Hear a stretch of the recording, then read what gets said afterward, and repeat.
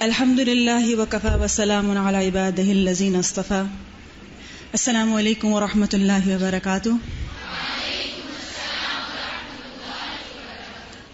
اللہ کا بہت احسان ہے جس نے رمضان کے بعد ہمیں دوبارہ جمع ہونے کا موقع عطا کیا، اور اس خوشی کے موقع پہ ہم سب یہاں پر موجود ہیں، اور سب سے بڑی سعادت کی بات ہے کہ استاذہ محترمہ بھی ہمارے درمیان ہیں. اسی سلسلے میں ہم آج 24 اگست 2013 کو اپنے تمام حاضرین محفل، سامعین کرام اور مواصلاتی رابطوں سے وابستہ مشرق و مغرب میں مقیم اپنے تمام معزز سننے والوں کو الہدیٰ انٹرنیشنل ویلفیئر فاؤنڈیشن اسلام آباد کی جانب سے خوش آمدید کہتے ہیں. خوشی کے مواقع اللہ سبحانہ و تعالیٰ کی طرف سے اپنے بندے کے لیے ایک خوبصورت انعام ہے، لہٰذا بندے کے لیے ضروری ہے کہ وہ نہ صرف خود خوش اور حشاش بشاش رہے بلکہ اپنی خوشی کا اظہار کر کے اپنے رب کو بھی راضی رکھے. خوشی منانا، اس کا اظہار کرنا عین تقاضۂ فطرت ہے، لہٰذا دین فطرت ہے اور وہ مسلمانوں کو خوشی منانے کا پورا حق بھی دیتا ہے. لیکن خوشی مناتے ہوئے اگر اسلامی اقدار کا خیال رکھا جائے تو خوشی منانا بھی اجر و ثواب کا باعث ہوگا. ان مواقع پر کن باتوں کا خیال رکھنا چاہیے یا خوشی کو کس طرح دوبالا کیا جا سکتا ہے، اس کی رہنمائی کے لیے میں دعوت دوں گی استاذہ محترمہ کو کہ وہ آج ہمارے ساتھ ہیں تو ہماری رہنمائی فرمائیں. استاذہ محترمہ. السلام علیکم ورحمۃ اللہ وبرکاتہ. خوش ہیں سب؟ کون کون غمگین ہے؟ کیونکہ کچھ لوگ خوشی کے موقع پر غمگین ہو جاتے ہیں اور غم کے موقع پر خوش ہوتے ہیں. عید کے دن چونکہ ہم سب اپنے اپنے خاندانوں کے ساتھ ہوتے ہیں، اس لیے یہاں آنا اور دوستوں سے ملنا، استادوں سے ملنا، ایک دوسرے سے ملنا ممکن نہیں ہوتا. تو اسی مناسبت سے ہم نے سوچا کہ کیوں نہ عید ملن پارٹی رکھ لی جائے. ٹھیک ہے، نہ یہ عید ہے اور نہ ہی آج ہم عید منا رہے ہیں، بلکہ عید کی یاد میں اور عید کی یادیں تازہ کر کے اور عید کیسی ہونی چاہیے اور آئندہ کی عیدوں میں آپ نے کن کن چیزوں کا خیال رکھنا ہے، اس کے بارے میں کچھ باتیں ہم سب ایک دوسرے سے شیئر کریں گے. اور ویسے بھی یہ کہ رمضان میں آپ نے جو کچھ پڑھا کیا اس پر ایک کوئز ہو جائے گا تاکہ ٹیسٹ ہو جائے کہ جو کچھ آپ نے کیا وہ ٹھیک کیا یا کچھ ابھی مزید ٹھیک کرنے کے لائق ہے. تو اس کے لیے انشاءاللہ آخر میں کوئز بھی ہوگا جس سے آپ کی معلومات میں اضافہ ہوگا. اس دفعہ الحمدللہ میری عید گزری مکہ میں اور خطبہ سننے کا اتفاق ہوا. جب میں خطبہ سن رہی تھی، خطبہ عربی میں تھا، تو میں آپ لوگوں کو بہت یاد کر رہی تھی. تو میرا دل چاہ رہا تھا کہ میں اس خطبے کا ایک ایک لفظ آپ لوگوں کے ساتھ شیئر کروں، کیونکہ میرے دل پر وہ خطبہ بہت اثر کر رہا تھا. اب مشکل یہ ہے کہ آپ لوگ عربی نہیں سمجھتے، اس لیے میں عربی میں تو آپ کو نہیں سنا سکتی، لیکن میں نے یہ سوچا ہے کہ اس کا کچھ روکھا پھیکا ترجمہ کر کے کچھ نہ کچھ معنی آپ کو ضرور پہنچایا جائے، تاکہ اسلام میں خوشی اور پھر خوشی کے موقع پہ کرنے کے کام اور زینت کا اختیار کرنا، خوبصورتی کا اختیار کرنا، اچھے کپڑے پہننا، اچھا کھانا کھانا، خوشی خوشی ایک دوسرے کی ملاقات کو جانا، یہ سب بھی عبادت ہے. تو اس بارے میں ہمارے دین کیا کہتا ہے، اس کے دلائل کیا ہیں، تاکہ پورے یقین اور شرح صدر کے ساتھ آپ جو کچھ کریں اس کو اختیار کریں اور آپ کے دل میں کوئی گلٹ نہ ہو. کیونکہ بعض اوقات ایسا ہوتا ہے کہ جب ہم قرآن مجید پڑھتے ہیں، دین سمجھتے ہیں، آخرت کی یاد کو تازہ کرتے ہیں، تو پھر ہمارے ذہن میں یہ ہوتا ہے کہ اگر ہم کبھی اچھے کپڑے پہن لیں تو یوں لگتا ہے جیسے ہم نے کوئی گناہ کا کام کیا ہے. کبھی میک اپ کر لیں تو کیسا لگتا ہے کہ شاید کوئی ہم نے جرم کر لیا ہے. تو اس معاملے میں اسلام کیا کہتا ہے، اس کے بارے میں اچھی طرح ہم سب کو معلوم ہونا چاہیے. تو انشاءاللہ میں خطبے کو ساتھ ساتھ پڑھتی جاؤں گی اور کہیں کہیں آپ کو وضاحت بھی کروں گی. خطبے کا ٹاپک ہے الجمال والزینۃ فی الاسلام. الجمال کیا ہوتا ہے؟ جمال خوبصورتی، بیوٹی، والزینہ اور خوبصورتی اختیار کرنا، فی الاسلام اسلام میں، یعنی اسلام کا اس بارے میں کیا کانسیپٹ ہے. آپ اس بارے میں جاننا چاہتے ہیں کہ خوبصورتی اور لطافت اور حسن اور جمال اور ان سب چیزوں کو اسلام کس نظر سے دیکھتا ہے.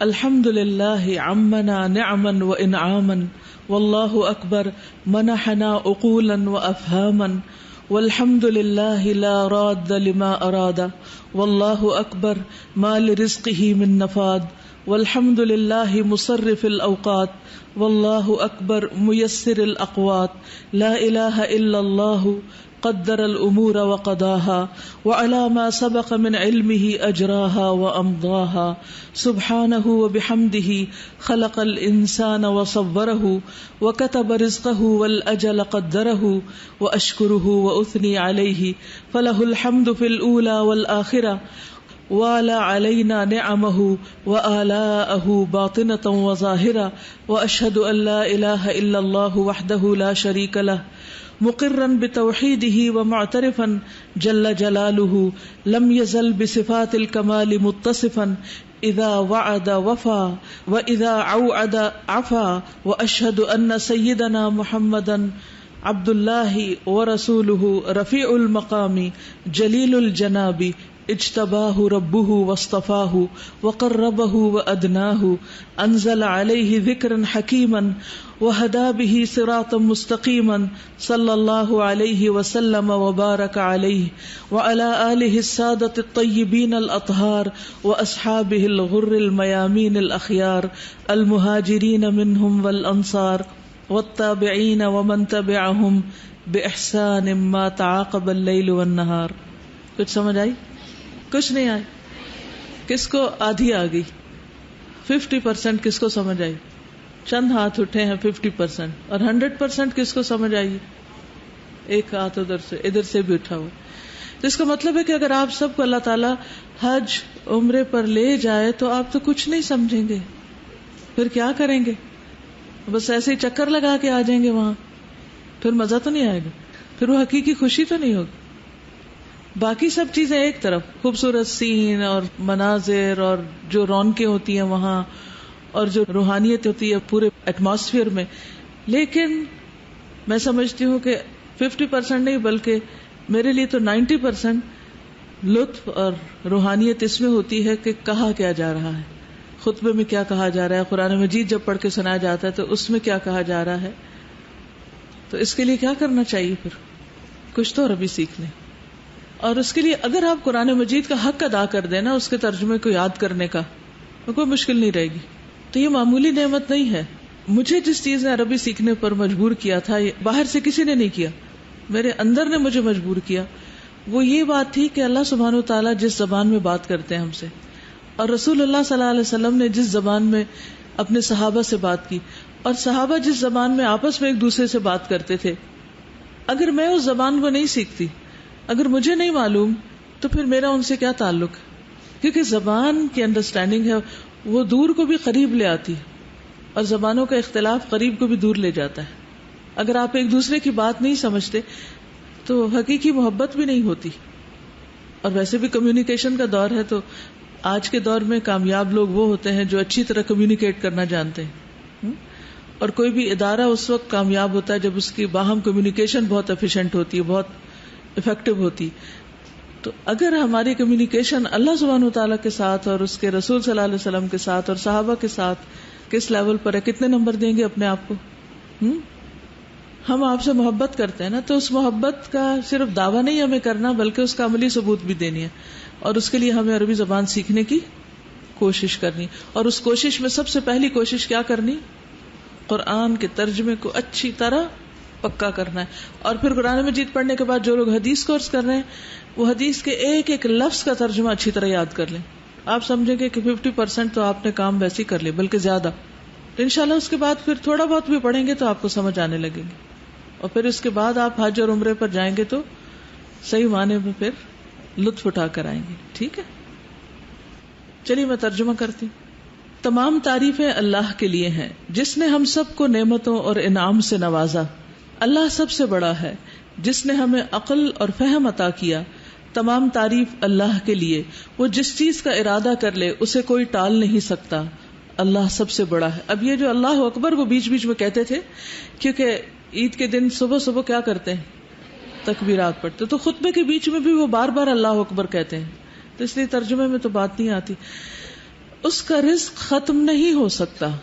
تمام تعریفیں اللہ کے لیے. الحمدللہ جو اوقات کا پھیرنے والا ہے. یعنی شعبان تھا، پھر رمضان آیا اور اب عید کا موقع آ گیا. تو یہ سب تبدیلی کس نے کر دی؟ اللہ نے. اللہ سب سے بڑا ہے جو ہمیں کھانا کھلاتا ہے، غذا میسر کرتا ہے، اس کے سوا کوئی معبود نہیں. اس نے تمام کاموں کی تقدیر اور قضا مقرر کی اور اپنے ازلی علم کے مطابق انہیں جاری و ساری فرمایا. ہم اس کی حمد کے ساتھ پاکیزگی بیان کرتے ہیں کہ جس نے انسان کو پیدا کیا اور اس کی صورت بنائی، اس کا رزق لکھا، اس کی موت کا وقت مقرر کیا. میں اللہ کا شکر ادا کرتا ہوں اور اس کی تعریف بیان کرتا ہوں. دنیا اور آخرت میں ہر قسم کی حمد اسی کے لائق ہے.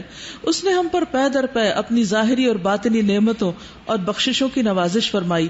میں اس بات کی گواہی دیتا ہوں کہ اللہ کے سوا کوئی عبادت کے لائق نہیں، وہ اکیلا ہے، اس کا کوئی شریک نہیں. میں اس کی توحید کا اقرار کرتا ہوں جس کی شان عظیم ہے. وہ ہمیشہ سے صفات کمال کے ساتھ متصف ہے، یعنی اس کی جو بھی کوئی صفت ہے وہ کامل ہے. جب وعدہ کرتا ہے تو پورا کرتا ہے، جب دھمکی دیتا ہے تو معاف کر دیتا ہے. اور میں گواہی دیتا ہوں کہ ہمارے آقا اور نبی محمد صلی اللہ علیہ وسلم اللہ کے بندے اور اس کے رسول ہیں، بلند مقام اور عظیم پہلو کے مالک ہیں، جنہیں ان کے رب نے پسند اور منتخب فرمایا، انہیں اپنا قرب عطا کیا، ان پر پرحکمت ذکر نازل فرمایا، ان کے ذریعے صراط مستقیم کی ہدایت فرمائی.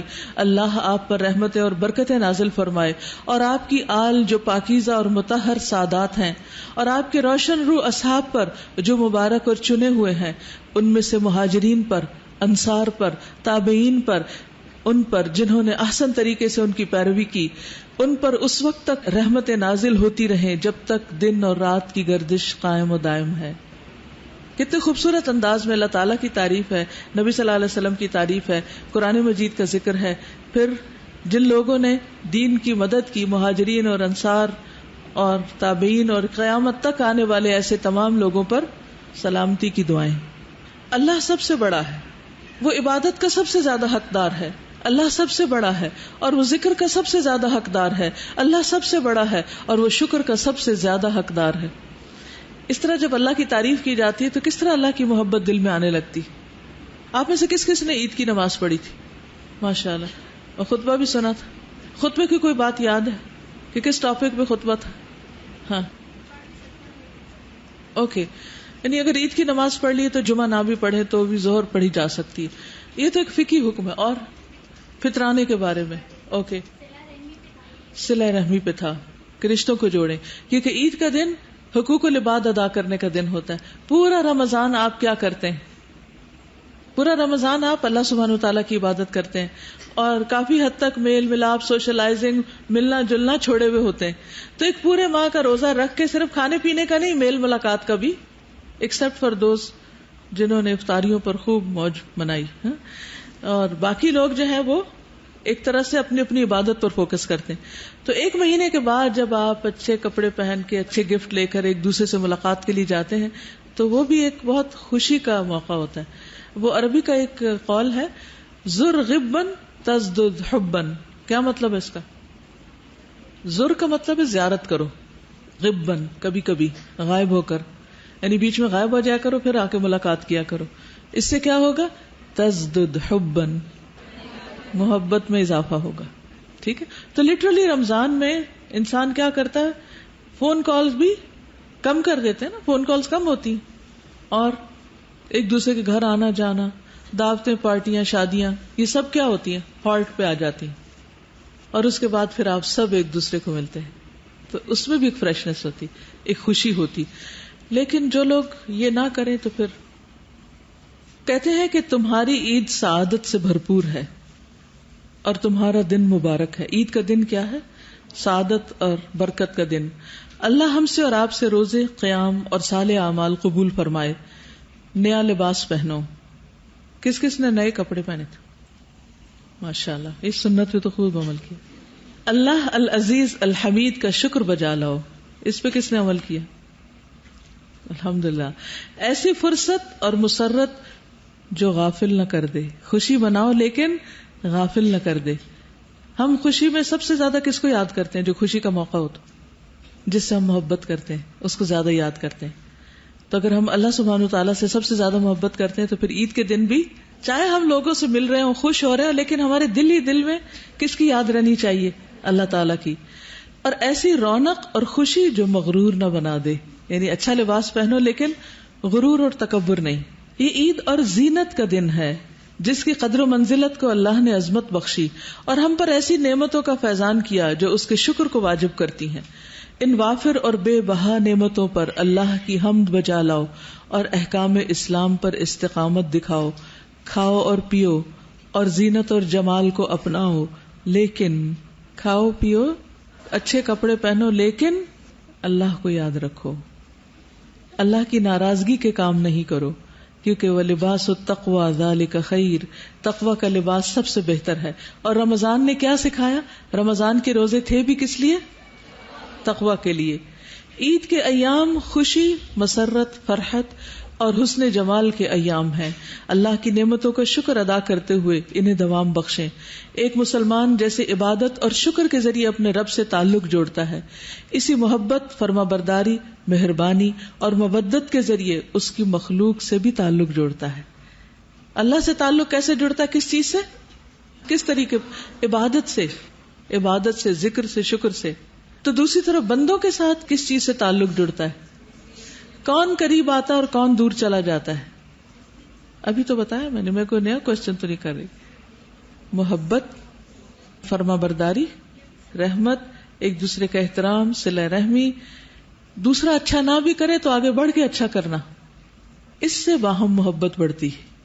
یہ دن فرحت، زینت اور عبادت کا ہے. میرے لیے تو یہ پہلا موقع تھا کہ جب میں عید کے دن کے لیے یہ سارے الفاظ اکٹھے سن رہی تھی. ہم نے کبھی اس طرح سوچا نہیں. یہ دن کس چیز کا؟ خوشی کا ہے، زینت کا ہے اور عبادت کا ہے. اسی لیے آغاز کس سے ہوتا ہے؟ تکبیرات سے، نماز سے. کبھی کوئی نماز آپ نے باجماعت اس وقت پڑھی جب عید کی نماز پڑھی جاتی. سال میں عید کے 2 دن، خوشی کے دن نماز کا وقت بھی فرق ہوتا ہے. مسلمان اللہ العظیم پر ایمان لاتا ہے اور مسکین کو کھانا کھلانے کی ترغیب دیتا ہے.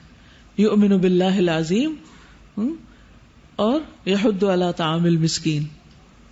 کہتے ہیں کہ عید کے روز نافرمانیوں پر روتے ہوئے آنسو بہانا مطلوب نہیں، یعنی وہ رونے کا دن نہیں. نہ ہی پریشانیوں میں گھر کر چہرے پر غم کے آثار طاری کرنا مقصود ہے. عید غموں کو زندہ کرنے اور مصیبتوں اور آلام کی یاد تازہ کرنے کا دن نہیں. یہ تو زینت، احسان، رونق، حسن سلوک، باہم میل ملاقات اور تحائف کے تبادلے کا دن ہے. ہم عام طور پر عید کے دن کو کیسے ویلکم کرتے ہیں؟ کیا کہتے ہیں؟ سو بورنگ. اور کیا کہتے ہیں؟ سو کے سارے مہینے کی جو تھکان ہوتی ہے یا جو عبادت کی وجہ سے جو جسم کے اندر ایک انریسٹ آ جاتا ہے، وہ عید کے دن پورا کرتے ہیں. جی زیادہ کھا بھی لیتے ہیں، اس سے بھی پھر نیند اور سستی ہونے لگتی ہے. اور جی چاند رات ساری جاگ کے اور عید کا دن سو کے، یہ بھی ایک بہت بڑا ظلم ہے. رات کو اللہ نے سونے کے لیے بنایا، ہم اس کو جاگتے ہیں، اور دن جاگنے کے لیے اس کو ہم سوتے ہیں. تو فطرت کے خلاف چلتے ہیں. جی عید کے دن بعض لوگ قبرستان جاتے ہیں، بعض لوگ جو کوئی رشتہ دار فوت ہوتا ہے اس کے گھر جاتے ہیں تعزیت کے لیے. ٹھیک ہے، اس سے میل ملاقات کے لیے جائیں، اس کی بھی ہمت بندھائیں، لیکن وہ دن مرے ہوئے لوگوں پر رونے کا دن نہیں ہے. یہ صرف لوگوں کو مس کرنے کا دن نہیں ہے، بلکہ جو آپ کے آس پاس اللہ سبحانہ وتعالیٰ نے آپ کے عزیز، دوست، رشتہ دار، پیارے رکھے ہیں، ان سب کے ساتھ مل جل کر خوشی منانے کا دن ہے. اور اس خوشی کو منانا دراصل عبادت ہے، اور یہ خوشی اللہ کا شکر ادا کرنا ہے. قرآن مجید میں جہاں روزے کا ذکر آتا ہے نا، تو آخر میں آتا ہے لعلکم تشکرون، کہ اللہ نے جو تمہیں رمضان دیا اور اس کے بعد جو عید کا دن دیا، اب تم کیا کرو؟ شکر ادا کرو. اللہ اکبر. اللہ کی کبریائی کا ذکر اس وقت تک ہوتا ہے جب تک کریم اور منان ذات کی رحمتوں کا نزول ہوتا ہے. واللہ اکبر. اللہ کی کبریائی کا ذکر اس وقت تک ہوتا رہے جب تک ہمارے آقا سید الثقلین پر رحمتوں کی برکھا برستی ہے. ایک مسلمان اس وقت تک عید کی خوشیوں سے لطف اندوز نہیں ہو سکتا جب تک وہ اپنے جذبات اور احساسات میں رونق، جذبات میں خوشی، چہرے پر فرحت و مسرت محسوس نہ کرے. آپ سب تو نہیں خیر، لیکن کچھ لوگ ابھی بھی خوش نہیں ہو رہے، پریشان سے بیٹھے ہوئے ہیں. آدمی کے چہرے کے ظاہری تاثرات اس کے اندرونی جذبات کے عکاس ہوتے ہیں. جو شخص اپنے جسم اور نفس کی حالت کو نہیں بدل سکتا، وہ اپنے گرد و پیش میں بھی کوئی تبدیلی نہیں لا سکتا. اگر آپ اپنے آپ کو نہیں بدل سکتے تو آپ ماحول کو نہیں بدل سکتے. مثال کے طور پر عید کے دن اگر امی کا موڈ آف ہو جائے تو پھر کیا ہوتا ہے؟ وہ دن عید کا دن رہتا ہے؟ تو جب آپ امی بنے تو کیا کریں گی؟ میری نصیحت پلے باندھ لے کہ کسی بھی خوشی کے موقع پر آپ نے موڈ نہیں آف کرنا. ہوتا پتہ کیا ہے، جب ہم خوش ہوتے ہیں نا تو ایکسائٹیڈ ہو جاتے ہیں. ایکسائٹیڈ ہوتے ہیں تو ہم چاہتے ہیں کہ ہر چیز بس جلدی جلدی ہونے لگے اور بس ہر چیز ہماری مرضی کی ہونے لگے. ایسا تو دنیا میں ہوتا نہیں ہے. تو پھر کیا ہوتا ہے؟ پھر ہمارا موڈ آف ہو جاتا ہے. اکثر لوگ شادیوں کے موقع پر، کسی پارٹی میں، خوشی کے موقع پر ناراضگیاں کر لیتے ہیں اپنی امپورٹنس جتانے کے لیے. تو کیا اس سے کوئی بہت امپورٹنٹ ہو جاتا ہے؟ یہ کس قدر بڑا دھوکہ ہے. اور جو شخص صرف ایکسپیکٹ کرتا رہے کہ دوسرے ہی اس کو خوش کریں اور وہ کسی کو خوش نہ کرے تو ایسا شخص بھی خوش نہیں رہ سکتا. تو اس لیے اللہ سبحانہ وتعالیٰ کا شکر ادا کرنے کے لیے ہم نے کیا کرنا ہے؟ عید کے دن، آئندہ عید کے دن یاد رکھنا ہے. آپ لوگ آج ہاتھ پہ ہاتھ رکھ کے سن رہے ہیں اور تھوڑی دیر میں بلا نہ دیں، کیونکہ عید آنے میں ابھی 2 مہینے ہیں. ابھی آ رہی ہے نا بقرہ عید پہ. تو یہ باتیں اس دن کے لیے یاد رکھ لیں. ٹھیک ہے، کیا کیا کرنا ہے آپ کو. عید کے دن اہل اسلام کا یہ حق ہے کہ وہ رونق بخشنے والی گفتگو، یعنی مزے مزے کی باتیں اور انس پیدا کرنے والا کلام سنیں. ابن بطال کا کہنا ہے کہ اللہ تعالیٰ نے لوگوں کی فطرت میں یہ بات ڈالی ہے کہ وہ اچھی بات کو چاہتے اور اس سے مانوس ہوتے ہیں. جس طرح وہ خوبصورت منظر، صاف شفاف پانی دیکھ کر راحت اور مسرت محسوس کرتے ہیں، خواہ وہ پانی ان کی ملکیت نہ بھی ہو اور وہ پانی نہ بھی پی سکتے ہوں، پھر بھی دیکھ کر خوش ہو جاتے ہیں. کبھی آپ سی سائڈ گئے، کبھی کسی دریا پہ گئے؟ عام طور پر جب پکنک منانی ہوتی ہے تو کس جگہ کا انتخاب کیا جاتا ہے؟ جہاں پانی ہو، گرینری ہو، درخت ہو، سبزہ ہو. آپ میں سے عید کے دن کون کون سیر پر گیا تھا، یا عید سے اگلے دن کوئی پکنک منائی ہو یا کچھ؟ بس باقی لوگ نہیں گئے، گرمی تھی. کون کون مری گیا تھا؟ پھر کیوں اتنا رش تھا سڑکوں پر؟ آپ لوگ کہیں گئے ہی نہیں. رشتہ داروں سے بھی نہیں ملنے گئے؟ کون کون رشتہ داروں کو ملنے گیا تھا؟ ہاں پھر ٹھیک ہے، وہ آپ کی گلی میں رہتے ہوں گے نا. اوکے. تو اللہ سبحانہ تعالیٰ نے انسان کے دل کے اندر ایک طلب رکھی، فطرت میں یہ بات رکھی ہے کہ وہ خوبصورتی کو دیکھ کر خوش ہوتا ہے. انسان کی یہ فطرت ہے کہ وہ اچھی ہیئت، وسیع جگہ، بارونق منظر دیکھ کر خوشی محسوس کرتا ہے. جب حقیقت یہ ہے تو زینت کے دن میں خوبصورتی اور زینت کے متعلق گفتگو کرنا عید کے دن کو خوشگوار بنانے اور رونق کے دن رونق بڑھانے میں حصہ ڈالنا ہے. اللہ اکبر، ہمارا رب حمد کا سب سے زیادہ حقدار ہے. اللہ اکبر، ہمارا رب ان سب سے زیادہ سخی ہے جن سے مانگا جاتا ہے. اللہ اکبر، ہمارا رب دینے والوں میں سب سے زیادہ وسعت والا ہے. اللہ اکبر، اللہ کی کبریائی اس وقت تک بیان ہوتی رہے جب بھی درود پڑھنے والے صاحب حوض کوثر پر درود بھیجیں. عید کے دن ہم کسی رشتہ دار کے گھر تو نہیں جا سکے، لیکن ہمیں ایک بہت اچھی اپرچونٹی ملی اور سعادت ملی کہ ہم امام حرم شیخ سدیس کے گھر گئے اور وہ ان کی فیملی ڈے تھا، تو ہم ان کی فیملی سے ملے. تو یاسمین آپ کو بتائیں گی کہ انہوں نے ان کے گھر میں خوشی کا کیسا منظر دیکھا، وہ لوگ عید کیسے منا رہے تھے. السلام علیکم ورحمۃ اللہ وبرکاتہ. بسم اللہ الرحمن الرحیم. الحمدللہ یہ عید بہت اسپیشل تھی اس لحاظ سے کہ اللہ تعالیٰ نے یہ موقع دیا اور اس عید پہ بہت سے نیک لوگوں کا ساتھ ملا اور ان میں قاری سدیس کے گھر جانے کا اتفاق ہوا اور ڈاکٹر ذاکر نائک بھی ہمارے ہمراہ تھے اور ان کی فیملی، بیوی اور بچے بھی. تو it was a very very unique occasion. اور جب ہم قاری سدیس کے گھر گئے تو وہ گھر مکہ سے ذرا باہر ہے، مے بی 40 to 50 کلومیٹرز، اور وہاں جا کے ٹوپوگرافی بالکل چینج ہو جاتی ہے. پہاڑ وغیرہ بڑے لو تھے اور بہت ڈفرینٹ تھے، اور انہوں نے لگتا تھا کہ گویا وہ علاقہ اپنی فیملی کے ساتھ آباد کیا ہوا تھا. اس میں جو چیز استاذہ نے سب سے پہلے پوائنٹ آؤٹ کی وہ تھا کہ انہوں نے بہت بڑا مدرسہ بنایا ہوا تھا، خواتین کا بھی حفظ کا تھا اور مردوں کے لیے بھی. اور پھر استاذہ نے پوائنٹ آؤٹ کیا کہ انہوں نے ایک پبلک لائبریری بنائی ہوئی تھی. تو بہت اچھا لگا کہ نیک لوگ خیر اور برکت کو لوگوں تک کس طرح پہنچاتے ہیں. اور پھر گھر جو تھا تو ایسے تھا کہ مردان خانہ جیسے ہوتا تھا پہلے زمانے میں، ابھی بھی وہاں رواج ہے کہ مردوں کا الگ تھا گھر اور ان کا جو اپنا لیونگ گھر تھا وہ الگ تھا. مردوں کی تو لائنوں کی لائنیں اور ہجوم تھا جو قاری سدیس اوپنلی ہر ایک سے ہاتھ ملاتے ہیں تو ہم لوگ تو مردوں والی سائڈ پہ نیچرلی نہیں جا سکے، لیکن مردوں نے بتایا کہ وہ ہر ایک کے ساتھ ہاتھ ملا رہے تھے، اور قاری شریم بھی وہاں تھے، اور اس سفر میں قاری صہیب جو ہیں لاہور کے وہ بھی ہمارے ساتھ تھے. تو مرد ادھر چلے گئے اور ہم لوگ استاذہ کے ساتھ عورتوں کے سیکشن میں آگے. گھر میں داخل ہوئے تو جو سب سے چیز ہمیں اچھی لگی وہ ان کا کھلا گیٹ تھا. جیسے لگتا تھا کہ باہر سے وہ کہہ رہے ہیں یو آر ویلکم، دروازے کھلے ہیں آپ آ جائیں، لٹرلی یہ فیلنگ تھی. اور گیٹ کے اندر داخل ہونے پہلے سے اطلاعات تھی، ان کی بہن ہیں وہ ماشاءاللہ شیز اے PhD ڈاکٹر، اور وہ اور ان کی کچھ خواتین کوریڈور میں ویلکم کرنے کے لیے کھڑی تھی. اور استاذہ کو تو خیر وہ جو عزت اور محبت دے رہے تھے کیونکہ وہ جانتے تھے، لیکن ہم جو ساتھ تھے جنہیں وہ قطعاً نہیں جانتے، یقین کریں اتنی محبت سے سلام کر رہے تھے. میں نے فرسٹ ٹائم فیل کیا کہ السلام علیکم، مطلب جینوئنلی جیسے کوئی دعا دیتا ہے، جیسے پتہ نہیں کب سے جانتے ہیں. جی، اور اتنی دل اور محبت سے جیسے وہ سلام تھا، اور اہلاً و سہلاً. اور پتہ نہیں کچھ اور عربی میں کہتے تھے، استاذہ کو تو سمجھ آ جائے، لیکن معزز مہمانوں کا انہوں نے ایک اتنا بڑا بورڈ لگا کے ڈرائنگ روم کے اوپر لگایا ہوا تھا، ایھا الضیوف الکرام، اے معزز مہمان. بالکل. اور اندر انہوں نے سارے گھر میں پتا تھا کہ ایک خوشی کا ماحول ہے، کینڈلز جل رہی تھیں، ایکسٹرا لگتا ہے نا کہ گھر کا اہتمام ہوا ہوا، سجاوٹ اور ایک ہیپی انوائرمنٹ.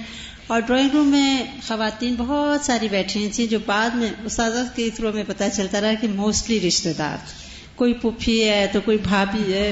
شیخ سدیس کی پھوپھی بیٹھی ہوئی تھی، بہنیں تھیں، ان کی وائف، ان کی بیٹیاں، پھر بیٹی کے بچے چھوٹا عبد الرحمان. اور مزے کی بات ہے کہ سب نے بہت اچھے کپڑے پہنے تھے. ابھی ہم جس طرح ہیں نا اسے کہیں زیادہ اچھے کپڑے تھے ان کے. اور ایک وہ بالکل لگتا تھا کہ اسپیشل اوکیزن اور عید کیا ہوتی ہے. ایکچولی وہ فیلنگ پہلی دفعہ وہاں جا کے ہوئی. اور حالانکہ ہمیں تو خیر عربی نہیں آتی، استاذہ تو بات کرتی تھی، لیکن ہمیں بس لگتا تھا کہ ایٹماسفیئر ہیپی ہے اور ہم خوش تھے وداؤٹ ایون ٹاکنگ. اور پھر وہ جو خاطر مدارت شروع ہوئی، اتنے بڑے ٹریز میں کبھی چاکلیٹس آ رہی ہیں، کبھی وہ ہوم میڈ کلچے ٹائپ بسکٹس، اور ان کی کانسٹنٹ میٹس پھر رہی تھی جو وہ قہوہ، جو ان کا عربک جس کو گاوا بولتے ہیں، چھوٹے چھوٹے کپس ہوتے ہیں، اور وہ اتنے انداز سے بھرتے تھے، نہ وہ ایک قطرہ باہر کرتا تھا، نہ انہوں نے ہمارے پر اسپل کیا. اور آپ ختم کرتے جائیں وہ ایسے آ کے فوراً اینڈ میں منت کرنی پڑتی ہے پلیز آپ اور نہ دیں ہمیں. مطلب really they were very very welcoming. اور سینٹر میں ایک بہت بڑا ٹوکرا لانگ سٹیم روزز کا پڑا ہوا تھا. اور آپ کو پتہ ہے کہ مکہ میں روزز کتنے مہنگے ہوں گے، اور وہ لانگ سٹیم روز ایک ایک روز وہ لپٹا ہوا تھا. پھر انہوں نے وہ سب کے آگے وہ پیش کر، چھوٹے بچے آتے تھے ٹرے لے کر، چھوٹے بچوں سے تقسیم کروا رہے تھے. اور پھر گفٹس آنے شروع ہوئے بچوں کے لیے، الگ پپٹس ٹائپ بڑے رنگ برنگی. پھر بچوں کے لیے کچھ گفٹ ریپس آئے، پتہ نہیں ان کے اندر کیا تھا. پھر ایسے بڑی چمکیلی چمکیلی ڈبیاں آئیں، ان کے اندر ٹافیز، چاکلیٹس، کہ آپ اٹھاتے جائیں. پھر کسی نے ہمیں بتایا کہ یہ سب لوگ، ہر رشتہ دار اپنی اپنی طرف سے لاتا ہے اور کچھ نہ کچھ وہ کنٹریبیوٹ کرتے ہیں. تو جب قاری سدیس کی بیوی آئیں ہم نے تو نہیں پہچانا کیونکہ ہر کوئی آ کے مل رہا تھا. استاذہ بتائیں گے. بالکل سمپل سی، اور آ کر ملی اور مجھ سے پوچھا، تعارف لیا، اپنا دیا. اور اگر وہ کہیں پر بھی ہو تو کوئی بھی نہیں پہچان سکتا کہ یہ شیخ سدیس کی وائف ہے. استاذہ لباس بھی باقی لوگوں کی نسبت سمپل تھا ان کا. اور بڑی ہمبلی آ کے کہا کہ ام عبد الرحمان کا شاید، ایسے اپنے بچے کے نام سے انٹروڈیوس کرا. آئی تھنک ام عبدالعزیز. ام عبدالعزیز. ان کی بیٹیوں کے نام سمیہ، آمنہ، امیمہ، نصیبہ، ملیکہ، یہ شیخ سدیس کی بیٹیوں کے نام تھے. اچھا وہ آئیں نا بالکل سمپل سی اور ہمبل سی، اور کافی آ کے سب سلام دعا کر کے کہا کہ ام عبدالعزیز. ہم نے کہا ٹھیک ہے.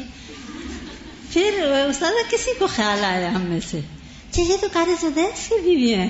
پھر ہم دوبارہ تو استاذہ نے بھی بیٹھے کہا کہ جنت کیا ہوگی نا، جیسے ہر کوئی خوش اور محبت اور پیار. اصل میں جو باقی چیزیں تو اپنی جگہ، جو ایٹماسفیئر اور جو ویلکمنگ فیلنگ تھی، حالانکہ ہم تو اجنبی تھے، یعنی وہ تو ہمیں نہیں جانتے تھے، لیکن جتنے بھی لوگ وہاں بیٹھے ہوئے تھے سب خواتین تھی. اور یہ پہلی خواتین کی مجلس ایسی تھی کہ جس میں شور ہنگامہ نہیں تھا اور ہر ایک دوسرے سے بہت آرام سے بات کر رہا تھا. یہ خوشی تھی لیکن کسی کی آواز اونچی نہیں تھی، اور نہ ہی کوئی ایسی یعنی بےہودہ قسم کی ہنسی مذاق یا کوئی ایسی چیز کہ جو طبیعت پر ناگوار گزرے. اور حالانکہ سب رشتہ دار تھے. یوزلی رشتہ دار جب ملتے ہیں، ایک چیز اور مجھے بڑی اچھی لگی کہ انہوں نے ہمیں اگنور نہیں کیا، حالانکہ وہ سارے آپس میں دیور نون اور ہم بالکل اجنبی تھے اور لینگویج کا بھی بیریئر تھا. ہمیں یہ نہیں فیل ہوا کہ ہم یہاں انکمفرٹیبل ہیں، آؤٹ آف پلیس ہیں. اور پھر جب ہم نے کہا چلتے ہیں تو وہ تو حیران ہو کہ عید کا کھانا کھائے بغیر آپ چل جائیں. آپ بتائیں. میں صرف محسوس کرتی ہوں، بتا نہیں سکتی. زیادہ مجھے وہاں بھی کہیں کہ یہ آپ شاید میرے لیے اس لیے آئے ہیں کہ آپ نے کلاس کو بتانا، اسے میں نے ذرا زیادہ آپ کو تفصیل بتائی تھا کہ آپ لوگ وہ. اور واقعی اس دن مجھے پتا چلا کہ عید کی خوشی کیا ہوتی ہے اور کس طرح گھروں میں ویلکم کرنا چاہیے، اور it makes such a lot of difference. ہم شاید زندگی میں آئندہ کبھی نہ ملے. یعنی میں نے جب صبح میں اٹھی تو میں آبویسلی ظاہر ہے کہ جب رمضان ختم ہوتا ہے تو دل پر ایک عجیب سی اداسی ہوتی ہے، اور ہمیشہ ایک روٹین رہی ہے کہ جس دن عید کا چاند نظر آتا ہے تو میں ضرور تھوڑی دیر روتی ہوں کہ رمضان چلا گیا. اور میں صبح تک میرا دل تھوڑا غمگین تھا، اور جب میں آ کے خطبے کے لیے بیٹھی اور خطبہ شروع ہوا تو مجھے اپنے آپ پر اتنی شرمندگی ہوئی. میں نے کہا میں کیا کر رہی ہوں؟ اگر اللہ کا حکم یہ ہے کہ اس موقع پر خوشی کا اظہار کیا جائے تو چاہے میرے دل کے اندر رمضان کے جانے کا غم ہے، لیکن مجھے اپنے چہرے پر اور اپنے آپ میں وہ خوشی لانی چاہیے. کیونکہ بہت دفعہ ایسا ہوتا ہے کہ حالات آپ کو خوش نہیں ہونے دیتے. کئی دفعہ ایسا ہوتا ہے نا، آپ اپنے سارے گھر والوں سے دور ہیں، بہت دن سے نہیں ملاقات ہوئی. کیونکہ میں پچھلے 5 مہینوں سے اپنے گھر والوں سے، بہن بھائیوں سے، ہسبینڈ سے، بچوں سے، ان سے دور تھی. تو میرا دل آبویسلی ان سب کو بھی بہت زیادہ مس کر رہا تھا، اور اس کے ساتھ رمضان کے جانے کا بھی. تو مجھے ایسا لگ رہا تھا کہ جیسے کچھ پتہ نہیں کیا کھو گیا ہو نا. لیکن جو میں خطبہ سنتی گئی، جو سنتی گئی، تو میری دل کی کیفیت بدلنا شروع ہو گئی، اور اینڈ تک الحمدللہ میں جیسے کہتے ہیں نا کہ بالکل خوش ہو گئی. اور پھر جب ہم عید کی نماز پڑھ کے گئے تو اس کا عملی مظاہرہ بھی دیکھا. تو ہم سب کو اس کلچر کو بدلنا ہے، اور عید کے دن اپنی اپنی حیثیت کے مطابق خوش ہونا ہے، خواہ ہمارے حالات کیسے بھی ہوں. کیونکہ ہر انسان دنیا میں کسی نہ کسی طرح آزمایا جا رہا ہے. ہر شخص کے اوپر کوئی نہ کوئی پریشانی اور تکلیف ہے، لیکن اس کے باوجود خوشی کا موقع ہے.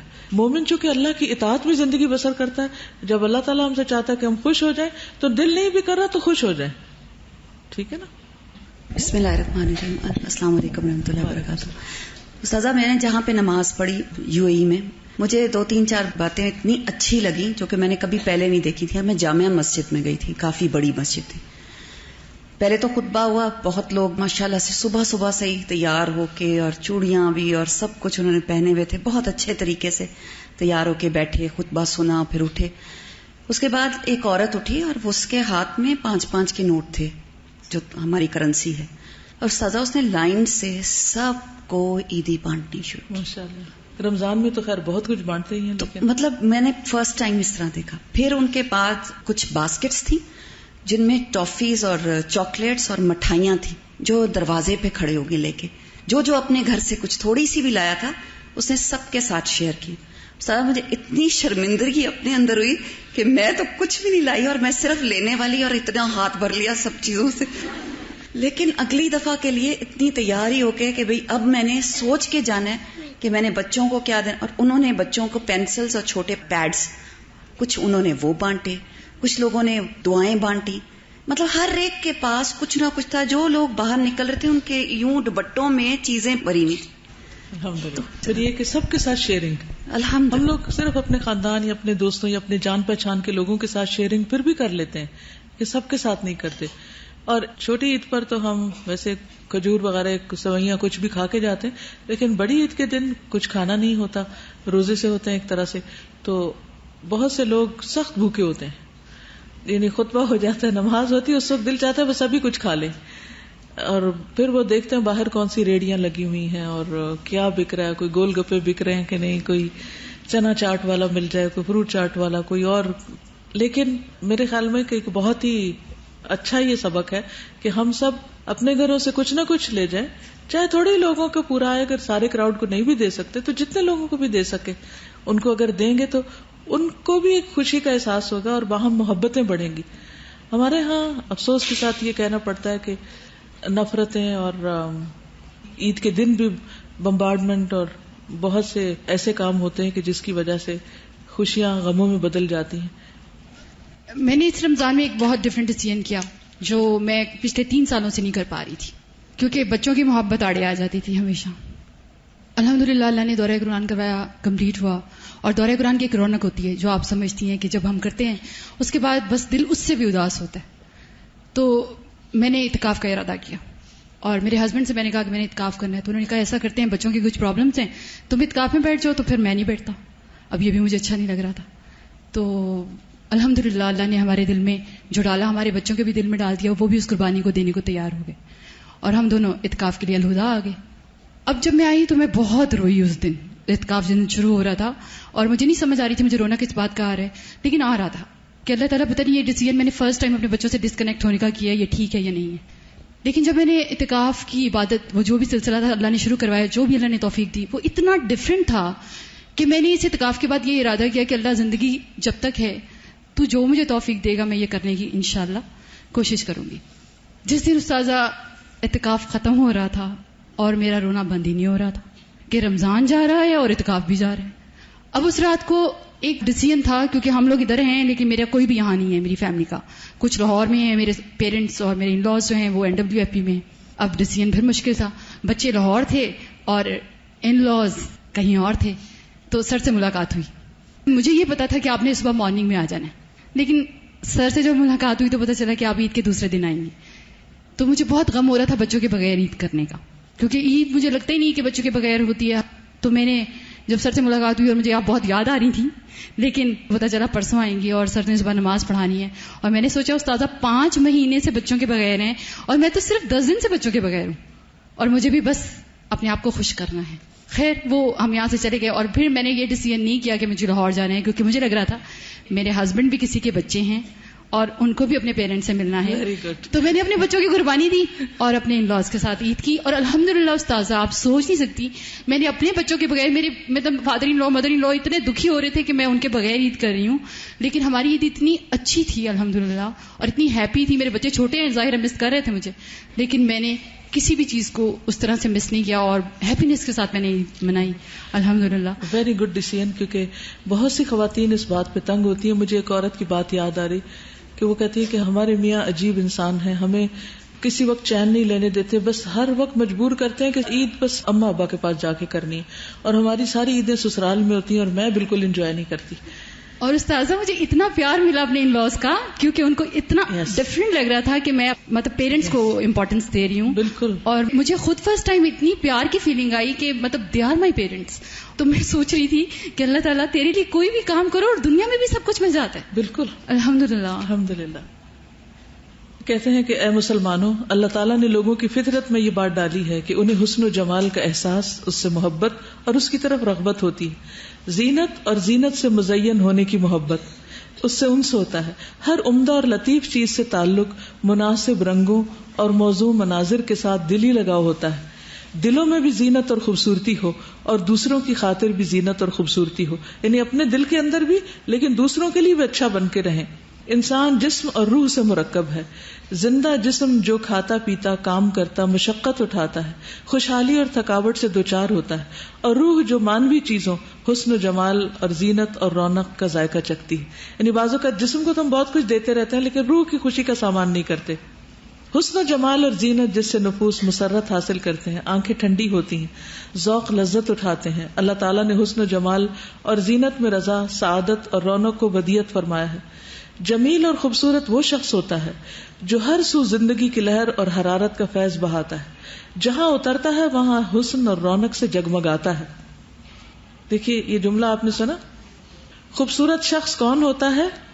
جو جہاں اترتا ہے یعنی جہاں جاتا ہے وہاں حسن اور رونق سے جگمگاتا ہے، یعنی دوسروں کو بھی خوش کرتا ہے. جس شخص کو حسن و جمال سے لطف اندوز ہونے کا ملکہ عطا ہوتا ہے اس سے فراخ دلی، مسکراہٹ، ٹھہراؤ، سکون، نظم و نسق ایجاد اور بھرپور توجہ اور استحکام عطا کیا جاتا ہے. یہاں تک کہ لوگوں کا کہنا ہے کہ آدمی کو جس قدر لطافت اور رفت عطا کی جاتی ہے اسی قدر اس میں حسن و جمال اور حسن و جمال کا شعور بڑھ جاتا ہے اور اتنا ہی وہ زینت سے لطف اندوز ہوتا ہے. اللہ اکبر. اللہ کی تعظیم اور کبریائی کہ وہ حسن و جمال میں منفرد اور اکیلا ہے. یعنی اللہ سبحانہ و تعالی خوبصورت ہے، ان اللہ جمیل، اور اس جیسا حسن کسی کے پاس بھی نہیں، کوئی اس کی مثال ہے ہی نہیں. پھر وہ کہتے ہیں اے میرے دوستو، معاشر الاحبہ، اے میرے پیارو، حسن و جمال اور زینت لوگوں کے اندر رکھ دی گئی ہے، فطرت اور شریعت اس پر متفق ہیں. حسن و جمال اور زینت شریعت کے مقاصد کا حصہ ہیں جس کے ذریعے اللہ تعالیٰ اپنے بندوں پر احسان جتلاتا ہے. اللہ تعالیٰ خوبصورت اور جمیل کی طرف سے جو نعمت اور احسان ہوا ہے وہ اس بات تک محدود نہیں کہ وہ حاجات اور ضروریات جیسے کھانا پینا، سواری، لباس کا تقاضا پورا کرے، بلکہ اللہ نے اپنی مہربانی سے زینت اور جمال کو منفعت اور استفادہ کا ساتھی قرار دیا ہے. اللہ تعالیٰ فرماتے ہیں سورۃ النحل آیت 5-8، وَالْأَنْعَامَ خَلَقَهَا لَكُمْ فِيهَا دِفْءٌ وَمَنَافِعُ وَمِنْهَا تَأْكُلُونَ وَلَكُمْ فِيهَا جَمَالٌ حِينَ تُرِيحُونَ وَحِينَ تَسْرَحُونَ وَتَحْمِلُ أَثْقَالَكُمْ إِلَى بَلَدٍ لَمْ تَكُونُوا بَالِغِيهِ إِلَّا بِشِقِّ الْأَنفُسِ إِنَّ رَبَّكُمْ لَرَءُوفٌ رَحِيمٌ وَالْخَيْلَ وَالْبِغَالَ وَالْحَمِيرَ لِتَرْكَبُوهَا وَزِينَةً وَيَخْلُقُ مَا لَا تَعْلَمُونَ. ہم لترکبوہا کو تو جانتے ہیں لیکن زینت اس میں اس کو بھول جاتے ہیں. اور چھپائے اس نے انہیں پیدا کیا، تمہارے لیے ان میں گرمی حاصل کرنے کا سامان اور بہت سے فائدے ہیں، انہی سے تم کھاتے ہو، اور تمہارے لیے ان میں ایک جمال ہے، یعنی فائدوں کے علاوہ خوبصورتی بھی ہے. جب تم شام کو چرا کر لاتے ہو اور جب صبح چرانے کو لے جاتے ہو اور وہ تمہارے بوجھ اس شہر تک اٹھا لے جاتے ہیں جس میں تم کبھی پہنچنے والے نہ تھے مگر جانوں کی مشقت کے ساتھ، بے شک تمہارا رب یقیناً بہت نرمی کرنے والا، نہایت رحم فرمانے والا ہے. گھوڑے اور خچر اور گدھے تاکہ تم ان پر سوار ہو، اور زینت کے لیے بھی، یعنی اللہ نے ان جانوروں میں بھی خوبصورتی رکھی ہے. اور وہ پیدا کرے گا جو تم نہیں جانتے، یعنی تمہاری گاڑیاں، اور پھر گاڑیوں کا بھی اپنا ایک حسن، اور اس کے بعد میں جو کچھ پیدا ہونے والا ہے، جو بننے والا ہے. تو یہاں اللہ تعالیٰ نے ایک طرف انسان کے کھانے پینے کا بھی انتظام ان میں رکھا، جانوروں میں سواری کا، دودھ کا، اور اس کے ساتھ ساتھ انہیں خوبصورتی بھی دی. سورۃ قاف آیت نمبر 6 سے 10 میں اللہ تعالیٰ فرماتے ہیں کیا انہوں نے اپنے اوپر آسمان کی طرف نہیں دیکھا کہ ہم نے کیسے اسے بنایا اور اسے سجایا، اور اس میں کوئی درزیں نہیں ہیں، یعنی بدنما نہیں ہے ان دراڑوں کی وجہ سے، اور زمین ہم نے اسے پھیلایا اور اس میں گڑے ہوئے پہاڑ رکھے اور اس میں خوبصورتی والی ہر قسم اگائی، ہر اس بندے کو دکھانے اور یاد دلانے کے لیے جو رجوع کرنے والا ہے. اور ہم نے آسمان سے ایک بہت بابرکت پانی اتارا، یعنی بارش کے اترنے میں بھی خوبصورتی ہے، اور ہم نے اس کے ساتھ باغات اور کاٹی جانے والی کھیتی کے دانے اگائے اور کھجوروں کے درخت لمبے لمبے جن کے تہ بر تہ خوشے ہیں، یعنی ان کے اندر الگ ایک خوبصورتی. پھر رات کے وقت آسمان کی خوبصورتی کیا ہے، ہم نے بھی اس کی نقل کی ہوئی ہے نا، اپنے اپنے کپڑوں کے اوپر ستارے لگا لیتے ہیں جی، ابایوں پہ بھی وہ لمٹ سے بڑھ جاتے ہیں. پھر وَلَقَدْ جَعَلْنَا فِي السَّمَاءِ بُرُوجًا وَزَيَّنَّاهَا لِلنَّاظِرِينَ، ہم نے آسمان میں کئی برج بنائے اور اسے دیکھنے والوں کے لیے مزین کر دیا. پھر اسی طرح باغوں کی بات کی کہ کس طرح ہم نے ذات بہجت بارونق باغات اگائے. پھر اللہ سبحانہ وتعالیٰ انسانوں کی شکل و صورت کی بات کرتے ہیں. پھر اسی طرح زمین کو قرار بنایا، آسمان کو چھت بنایا. وَصَوَّرَكُمْ فَأَحْسَنَ صُوَرَكُمْ، تمہیں کتنی اچھی شکل و صورت عطا کی. فَتَبَارَكَ اللَّهُ أَحْسَنُ الْخَالِقِينَ. پھر اسی طرح جنت میں کیا کیا خوبصورتی اور حسن اللہ سبحانہ وتعالیٰ نے رکھا. پھر پھلوں کے اندر مختلف رنگ اور ان کی مختلف شکلیں اور ان کے خوشبو اور ان کے ذائقے.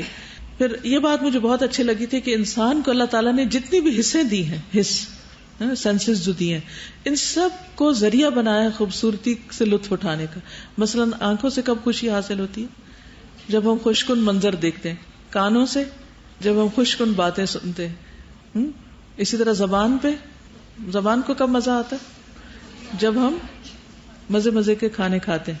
اور اسی طرح ہاتھوں کو، یا جو ہماری سینس کرنے کی جو حص ہے، اس کو بھی نرم و ملائم چیز دیکھیں یا اور اسی طرح کی.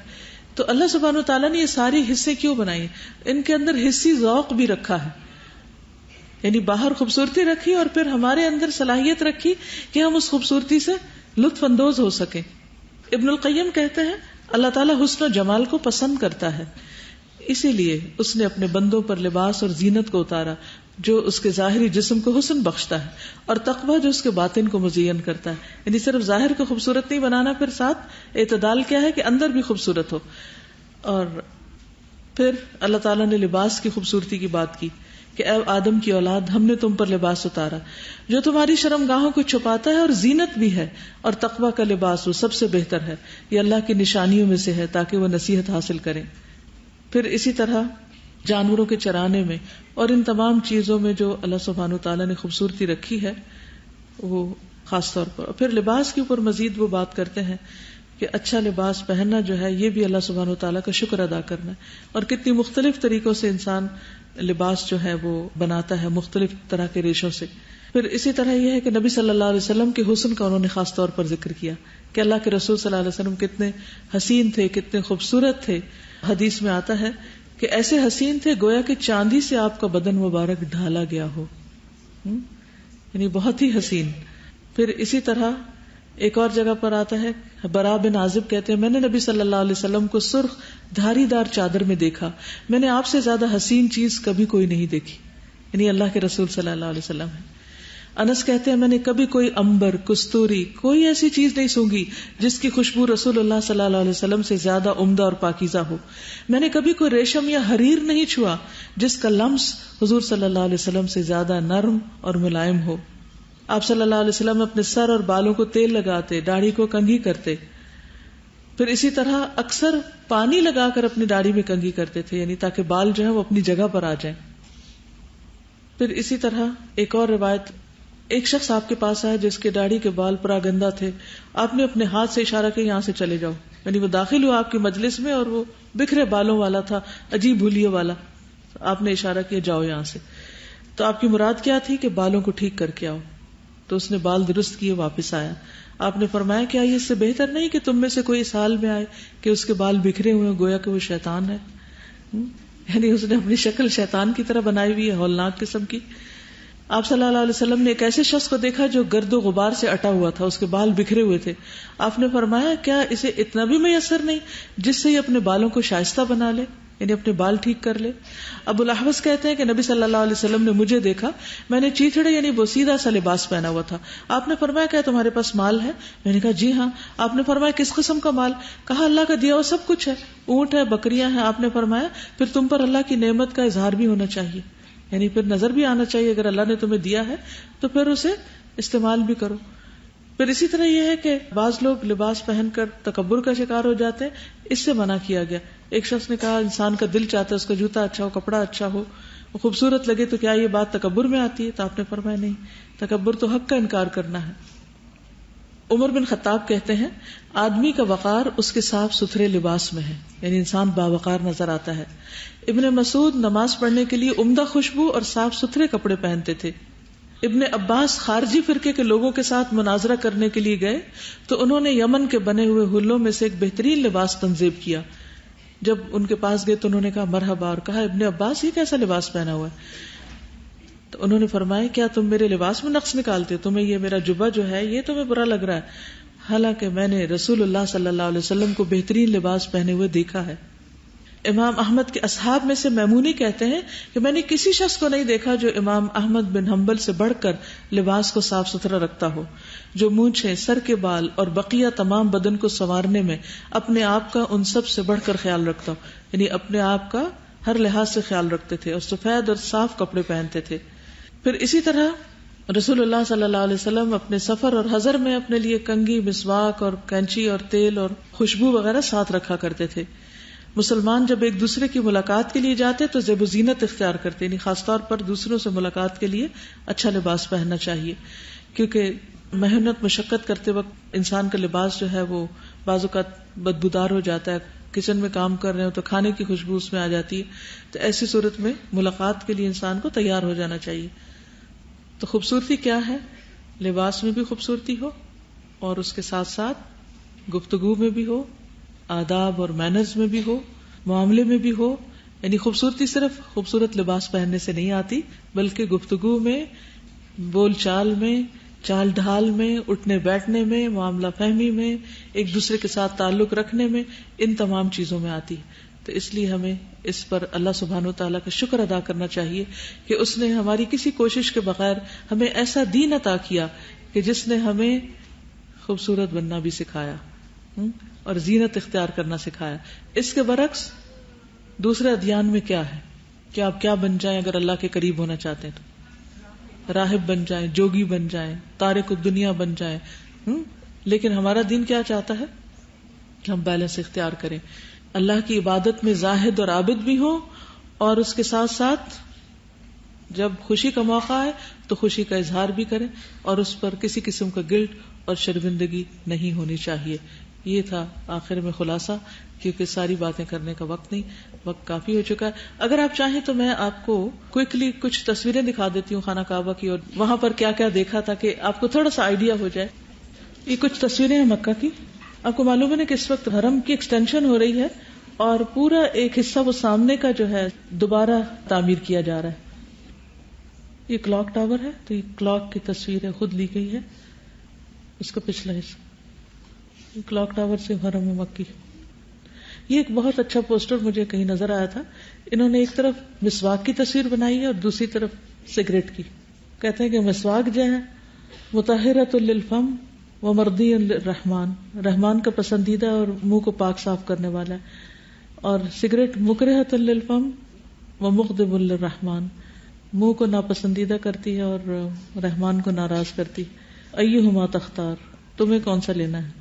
یہ حرم کے آس پاس جو کبوتر بیٹھے ہوتے ہیں نا, ان کو لوگ ہر وقت دانہ ڈالتے رہتے ہیں. پھر ہم مکہ کے باہر کے علاقے میں, تھوڑا ڈیزرٹ کا علاقہ ہے, وہاں پر اونٹوں کو دیکھنے کے لیے گئے تھے. آپ دیکھ رہے ہیں کتنے مختلف قسم کے اونٹ ہیں.